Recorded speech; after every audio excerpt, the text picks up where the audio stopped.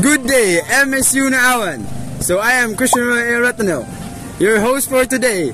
And today, we are going to interview an elderly woman or man for us to know the history of education.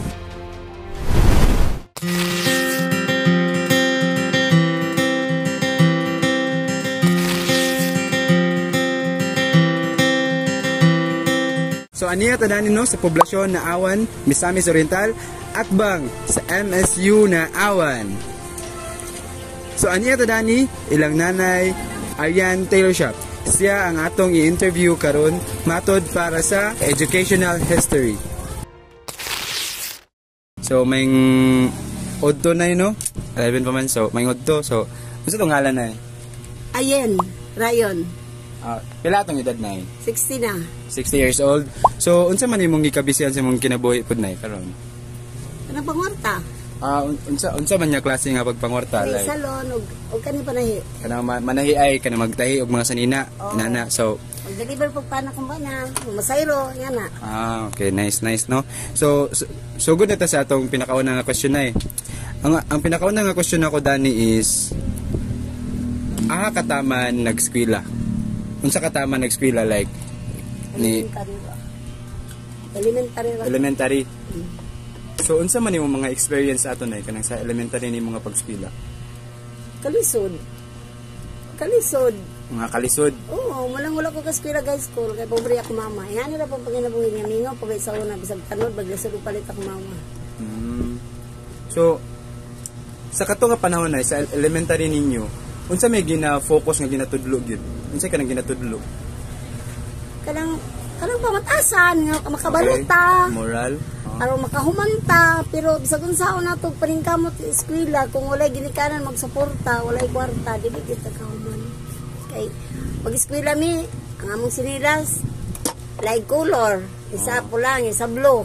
Maulo. Unya manangkong ko para makapalit og papel. Lapis, ingana. So ako na kapoy permi. So sa lahi pod nay kato nga kaagi is sa moral man to kung unsa ang sakto nga pamatasan, unsa ang pagsabot sa kalisod, pero sa kuan nay sa kanang panginabuhi na mismo kanang nagtudlo ba sa elementary o kanang panginabuhi na gyud? Gitudloan pod ni. Pero unsa nga mga pamaagi sa mga panginabuhi? Kanang maghuman daw mig eskwela para gaan na ang among panginabuhi, nakatrabaho mi. Yan. Pero unsa man to nga tawaton pod ni og trabaho nga gaan, madawat ni sa pabrika, pero ang kahuman diri ni bagsak. So sa elementary na unsa man yung mga klase nga trabaho? Like natudlo ba ni nga kaning pagpanahi, kaning pagpang kuan sa buhok, nangatudlo ba na siya dito or kaning salon wala, ang kaning panahi na kanam ni sa HA. Okay. So kaning pagpanahi na gani siya. Kanila ang salon, ikaw lang gyud nakakuan ani, ikaw ni salon sa buhol na akong nanay adto sa buhol ng eskwela ni. Sa eskwela ka mura siya mura ba siya kumbaga tesda inana, mura ginana ano. So sige, sada to siya no. Sunod ta. Mo to siya nga mga kuano kaagi. So sa tibuok nimo nga experience na unsa man dako ba tog parte ang kuan, dako ba tog parte nga nakaskwela ka? Although elementary tuod siya taman pero dako ba to siya nga parte sa imong kinabuhi? Dako na kay doy. Dako na kay to siya. Kay ngano bisag nga ni ko karon elementary ra ko.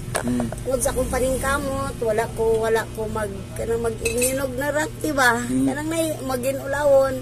Naningkamot ko nang-apply ko sa TESDA nahimo kong trainer sa TESDA sa Bukidnon sa una. Na trainer pa gid ka? Kani sa pagsalon nag-trainer nahimo kag teacher sa pagsalon. Sa TESDA. Right, no? Chada no. Ko sa TESDA sa Bukidnon. So unsa man imo mga certificate nga dawatan? Dagan tanaw ka? Ay, patanaw ta ka ha? Pwede i-mention lang una, i-mention lang.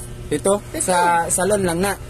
Dili, daghan. Daghan din na siya. Nag-eskwela ko sa German doctors, unsa man na siya? Nag-herbal making. Kaning dressmaking sa German ako po din nakuha. Kanang naghimo mi capsule, ointment, syrup, dayon kanang rag making, kanang chinelas pang balay. Okay. Katong mga rubber, no? Mga rubber na? Dili, no. Kani mga yan, mga naog. Okay. Dili, kanang pang balay ba nga Saluton sa balay. Nagi, okay. Muna gitulo naman sa una. Kaya mga decoration, nga na. Kadang, pareha ng Pasko, maging mo kang decoration, nga na. Lagyan ako na mauwan, bisag wala ko mag-eskwela, naning kamot ko. Marapag ko, bisag ingani ko, kay lagyan po ko diploma, na akong kaugaling nang-achieve, no? Bisag inani lang, elementary lang tama, no? Dala na ako, diploma, gitaguan ako. Sada. So, last na lang yun niya pangutana.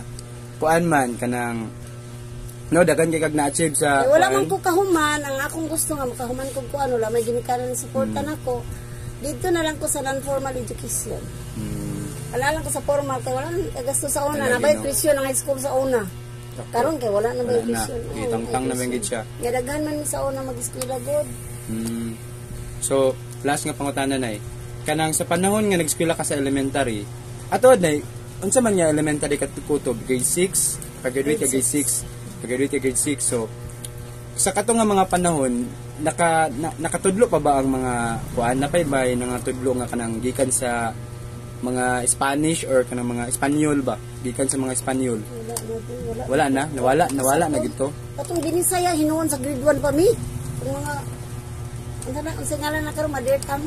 Mother tongue, muna yung nakatudlo gid sa inyo dito. So muna tayo nga experience sa elementary pa. Oo, nagari ko kanta rin ginisaya, kanta ba ko? Pwede na nay. As we have unraveled the educational history of Nanay Arian, we witnessed how she faced many challenges in her studies. Despite the lack of financial support, she was able to finish her elementary education, which built the foundation of her knowledge in establishing her own business, the Arian Tailoring and Salon. The basic lessons she learned in tailoring gave her hope to start a small yet elegant tailoring shop. Her educational journey did not end in elementary. She continued to learn about salon management, and now she proudly holds 7 certificates of acknowledgement, which she keeps and display in her shop. Nanay Arian's story shows that even simple education with hard work and determination can lead to success. So, lahat unta na parihan ako nga nang kamot sa mga pobre, at least dili ka mong kami. lagi. Kaya akong parihan. So, sumaot na no, thank you kayo sa imong interview na po oras. Kantakan. Mag-interview pag ibalik kibida ni. Thank you na no. Thank you. Salamat sa pagkisa meron mo.